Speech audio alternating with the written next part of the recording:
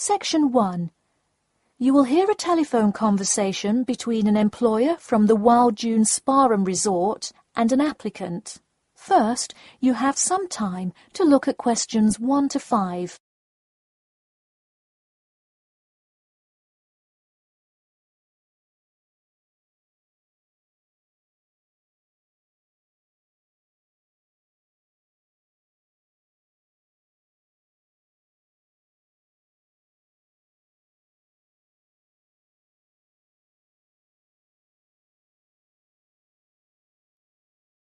You will see that there is an example which has been done for you.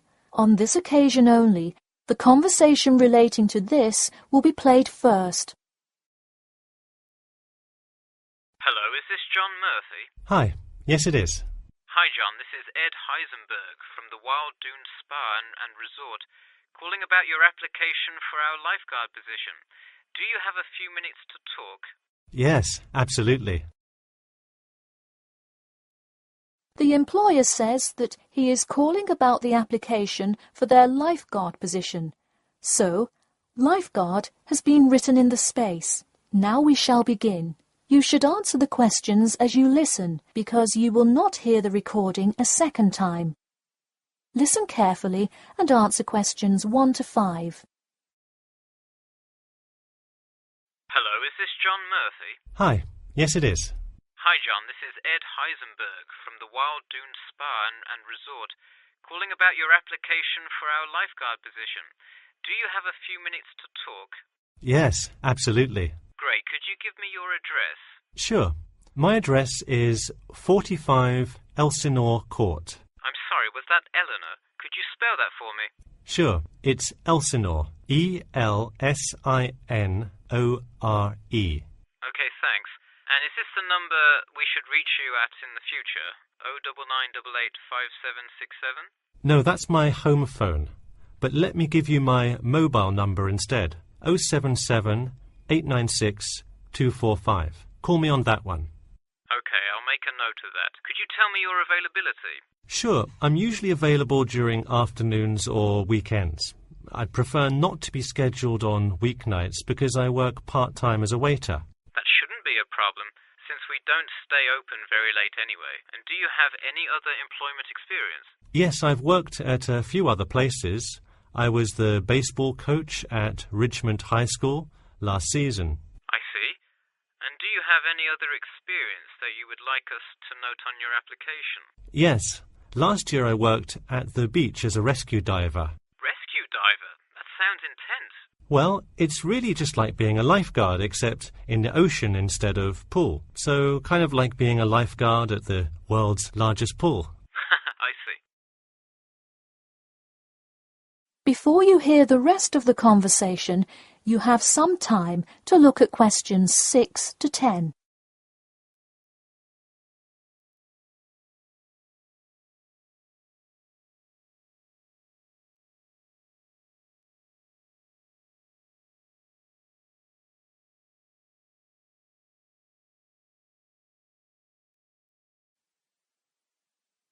Now listen and answer questions 6 to 10. So could you tell me about the relevant skills you have? I'm guessing a lot given your experience. I'm CPR certified and have 2 years of diving experience. Great, it sounds like you are well qualified for this position. When does your CPR certification expire? I think in November, but let me quickly check my CPR card. Actually, it expires in October. Okay, so regardless, you have it through the end of the summer. When is your ideal time to work? Since I work in the restaurant on weeknights, I like weekends best, specifically Saturday mornings. I see. We do already have a lot of staff available on Saturdays, but I do need an early morning shift lifeguard. How early could you work Saturday morning?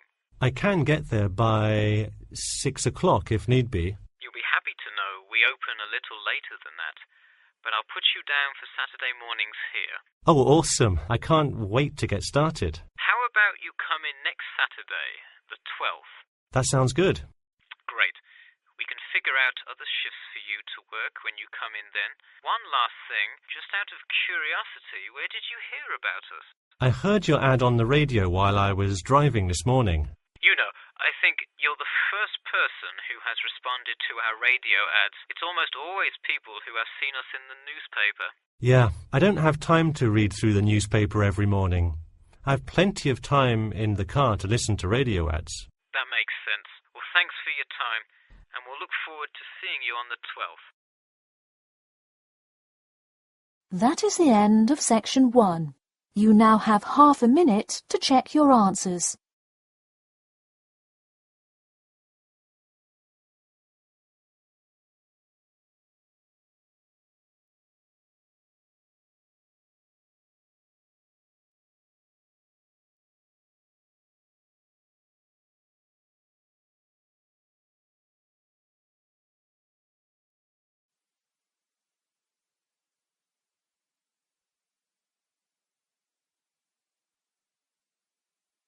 Now turn to section 2.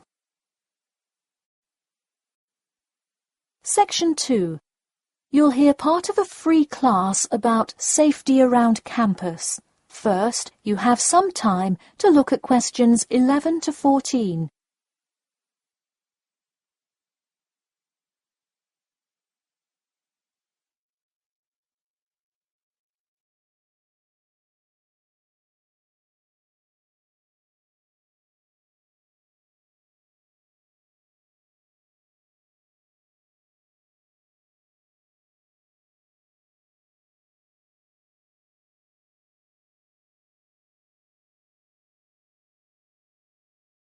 Now, listen carefully and answer questions 11 to 14.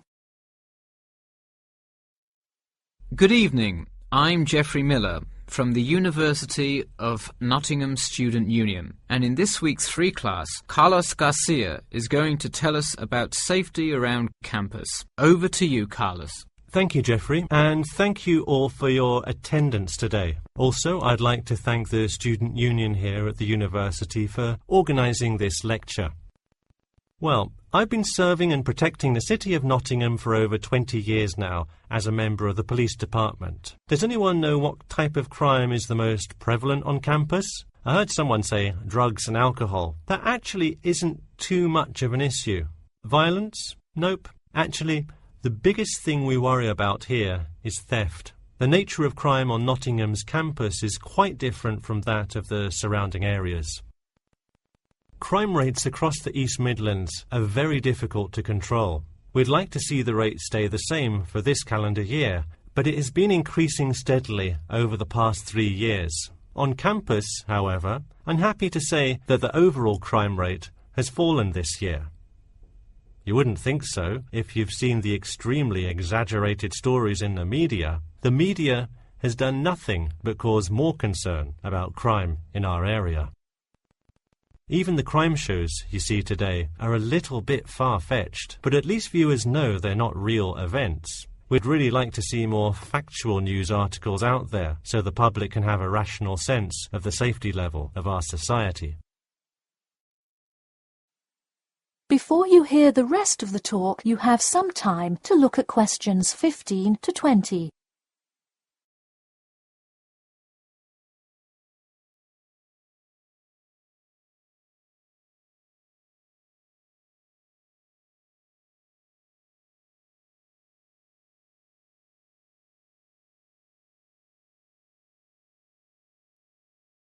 Now listen and answer questions 15 to 20.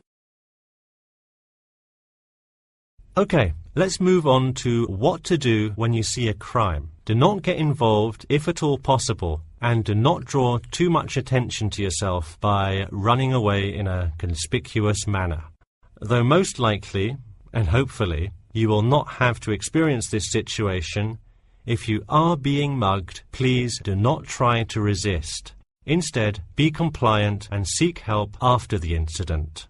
Like I said, though, it is highly unlikely that you will find yourself amidst a crime, but it is important to be prepared should it ever happen. we find that educating students and staff on the correct precautions to take is the best way to increase your safety. Just remember to be smart when you're out late at night and avoid any area or person that looks suspicious. I know it sounds obvious, but I cannot stress this enough. It's also not a bad idea to have your mobile phone with you at all times, but be careful. If you're chatting on your smartphone on your way home, you're a prime target for thieves. I'd like to see a show of hands. How many people have left work or the library after 10 p.m. to go home before? A lot of you, right? If you do have to go home late at night, please don't walk home alone. More often than not, there's someone there that will be walking the same direction as you at some point. Walk home with a friend or co-worker. Even if you must use your phone to call someone that's nearby to walk with you, it's always safer to walk home with someone. So when you're walking home, you may feel more comfortable with some sort of self-defense, such as pepper spray. Now, it's your call whether you want to carry something like this or not. However, I absolutely advise against carrying a knife or any other offensive weapon. All too often, they can be used against you if you're disarmed, putting yourself in more danger. For all those interested, the Recreation Centre offers a free self-defense class to all students every Thursday evening. While obviously an introductory self-defense class may not equip you to fight off villains like a regular superhero, it does come in handy sometimes. After taking a self-defense class, you'll surely be more aware of possible dangers and how to deal with them. So hopefully now you have a more complete understanding of the nature of crimes committed on your campus and how to avoid being a victim. I know most students at the University of Nottingham are not the criminal types, but remember that there is no barrier like a wall or something keeping non-students out. There's no army force securing the borders, and I doubt anyone wants it that way. The campus is generally a safe place, but it's not immune to small crimes once in a while. All right, that's all I have to say for today. Stay safe. That is the end of section 2. You now have half a minute to check your answers.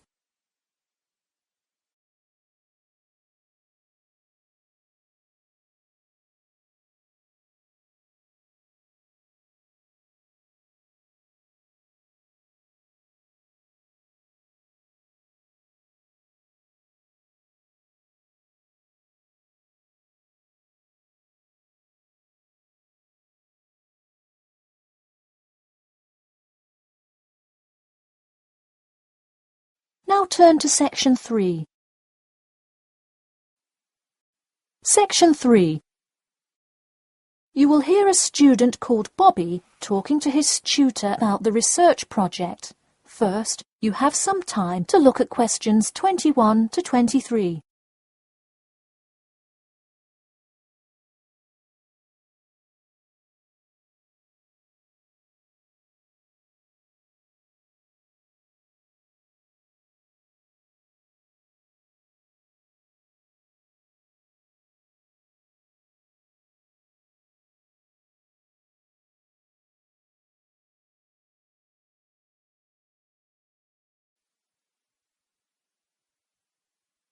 Now listen carefully and answer questions 21 to 23. Hi, Bobby. Go ahead and sit down. Tell me about your research project. Well, I decided to research football and keys for success on a football team. That sounds great. What are the guidelines for the test? Did the teacher talk to you about it in class? No, everything is on a handout that was passed out. It says that the first draft is due at the end of next week and the second and third are due later on in the month. I don't understand why we have to keep revising and fixing it. Is this assignment really that important? Well, this project is a major requirement for passing 11th grade English and will go on your permanent record. Oh, really? Does that mean it will affect what English level I am placed in next year? Well, not exactly.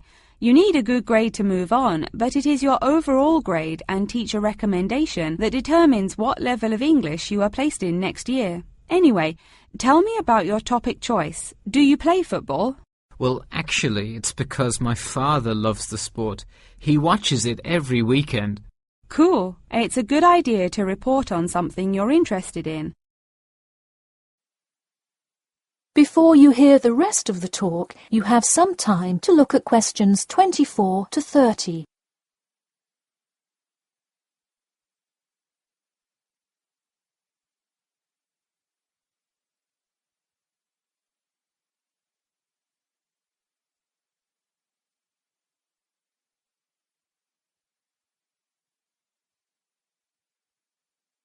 Now, listen carefully and answer questions 24 to 30. I see you worked hard calling players and the head coach to talk, so let's see what information you got. Well, you have to listen carefully to the first call on the recording. It's really hard to hear because the background noise is louder than the person's voice. Yes, it is a bit tough to discern. I'm afraid the player's answer is too short as well. You will have to interview him again and try to get him to give a better answer. Okay, I thought that might happen. I will call him again tomorrow. Moving on, let's look back at this question. You asked, tell me about a time when you learned a major life lesson through playing football and explain how that has shaped the person and player you have become now and how you hope to pass on that lesson. It is a great idea for a question, but in an oral interview it is far too complex. I would advise you to break it up into multiple parts to get a better response. I guess you're right. I wouldn't want to have to provide an answer to a question like that. I will simplify it. I found that when I asked players this question, it took too much time because they were struggling to answer the question completely. In fact, this is the question Joe Billings was answering when the tape ran out. He did tend to ramble on all the questions, didn't he?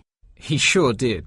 I would recommend that when you go back and interview players again, that you use a more sophisticated recording device. This recording is spotty, which indicates that the equipment wasn't working consistently.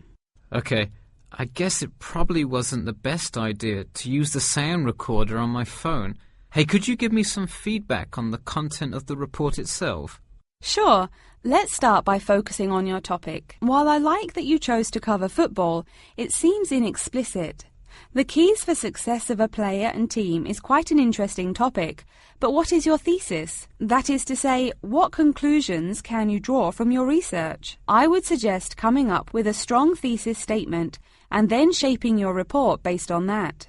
Is it really too vague? I put a whole lot of facts into it. I list the top 10 goal scorers in football history and later on provide statistics for a few of the most famous coaches and their records as coaches. I think that's great that you included these facts, but I think you focus too much on the facts and not enough on connecting these facts to make your point. Ah, I see. Okay. So it looks like I have quite a bit of work to do before the deadline.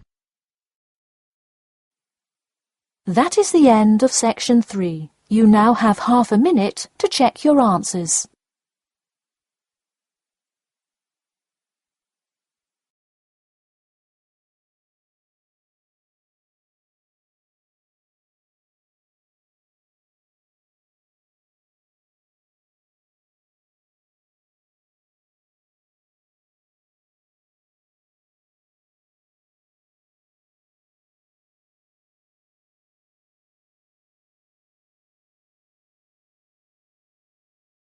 Now turn to section 4.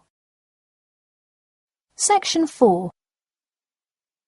You will hear part of a lecture about how to give a quality speech. First, you have some time to look at questions 31 to 40.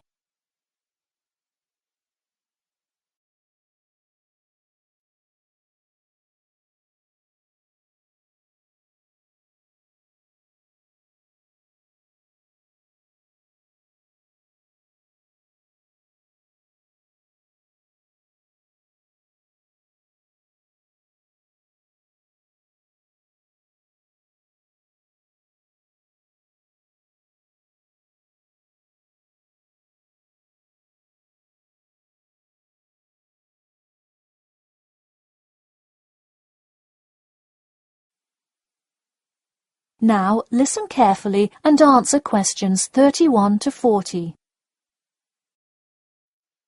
Good morning. Today I am going to cover the daunting task of giving a quality speech, a thought that makes most of us cringe. In fact, 90% of all people feel nervous about public speaking, about 10% of whom are described as genuinely terrified. Hopefully, when we are finished here today, you all will be in the 10% of the population who do not feel nervous at all. Did you know that lecturers tend to get more nervous if the speech they are giving is an important one? It makes sense, right? You probably wouldn't be nearly as nervous to address your residence hall about the proper use of the recycle and compost bins as you might be if you were asked to give the graduation speech to your entire 5,000 student class. So what is it that makes some people completely comfortable in front of crowds? Some people think that the ability to give a good speech is a gift that others are simply born with. This is almost never the case. Public speaking can be learned with practice. The first most important thing you can do to improve your confidence in delivering a speech is to prepare a quality speech. Honestly, while the content of your speech is relatively important, the audience will really only remember the last sentence you say. It is a good idea to structure the rest of your speech to lead up to this last point to really drive your message home. This is a good way to ensure that your speech is well organized.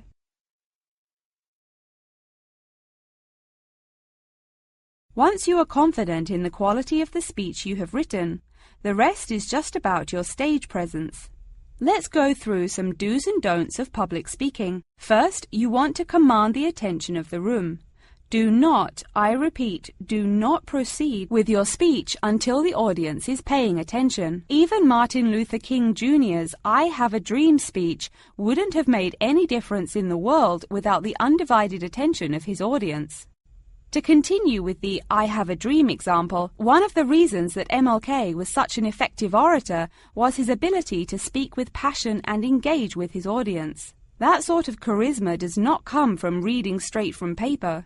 Don't get me wrong, it is a good idea to write your main ideas down on a note card, sheet of paper or something. But one factor that will consistently lead to a boring, forgettable speech is writing down your entire speech. Do not write your full speech down. If you are constantly reading your paper, you are not making eye contact with your audience, and thus failing to really express the feeling that goes with your ideas.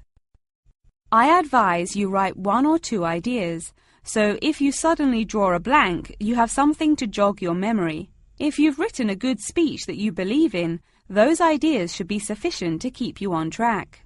Once you have those ideas written down, give your speech a few practice runs in front of the mirror, into your sound recorder on your phone, or with a friend before it comes time to address a crowd. That way, you can hear how the ideas come across, make sure there are no abrupt transitions, and find out whether you are talking too fast or too slow. Timing is important. Make sure you time yourself beforehand to see how long your speech is. That is pretty much it. With practice, you'll be able to deliver an expert speech that engages and even maybe inspires your audience. Just remember, speak with emotion. No one wants to listen to someone reading from a script. As I come to a close in my speech, I'll point out that I have employed all of these tips that I have covered. I practiced my speech ahead of time and timed it, and I can even show you my one small index card with just 3 simple bullets on it. It's as easy as that. That is the end of section 4. You now have half a minute to check your answers.